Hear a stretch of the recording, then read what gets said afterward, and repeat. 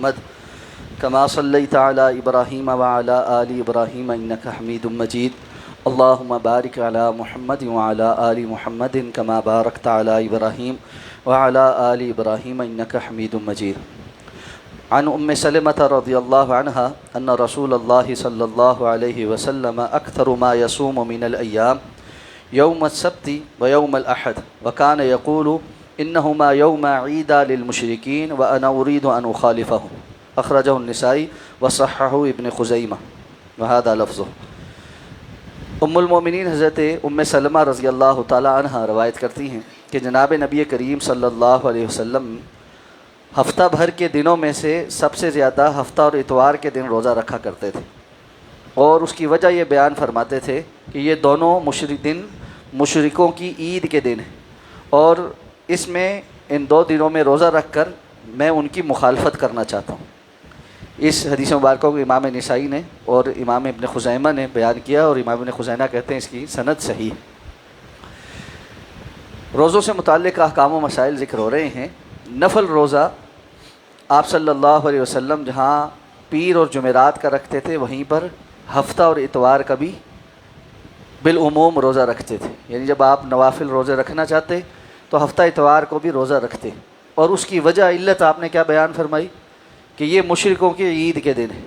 اور مشرکوں سے مراد یہاں اہل کتاب ہیں، یعنی یہودی اور عیسائی. یہودیوں کے لیے ہفتے کا دن اور عیسائیوں کا اتوار کا دن، جس طرح مسلمانوں کا ہفتہ وار عید کا دن جمعہ کا دن. اور رسول اللہ صلی اللہ علیہ وسلم کی دیگر احادیث میں آپ نے فرمایا کہ اللہ نے ہمیں ان سے فوقیت دی ہے یہود و نصارہ پر، کہ ان کو ہفتے کا، ان کو بھی پہلے جمعہ کا دن پیش کیا گیا لیکن انہوں نے اس کو قبول نہیں کیا. اور پھر ہفتہ یہودیوں کا دن ہے اور وہ سبت کو مقدس دن مانتے ہیں، اور اس دن صرف عبادت کے لیے مخصوص کرتے ہیں اور کوئی بھی دنیاوی کام نہیں کرتے. اور عیسائی اتوار والے دن اس کو مقدس دن مانتے ہیں اور چرچ جاتے ہیں اور اپنی جو ہفتہ وار عبادت ہے، پریئر ہے، وہ کرتے ہیں.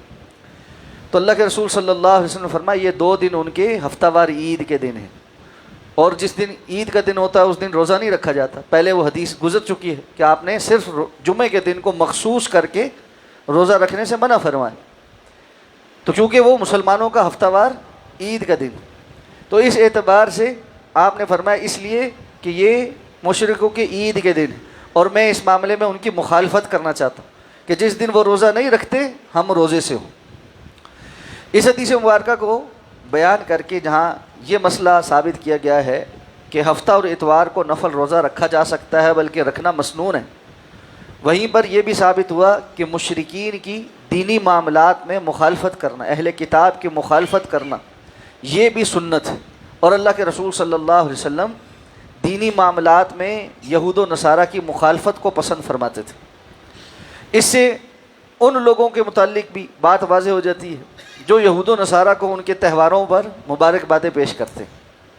اور بالخصوص کرسمس کے حوالے سے بہت سارے مسلمان ہیں جن کو آپ دیکھیں گے کہ وہ عیسائیوں کو کرسمس کی مبارکباد دے رہے ہیں اور ان کی عیدوں کی مبارکباد دے رہے ہیں.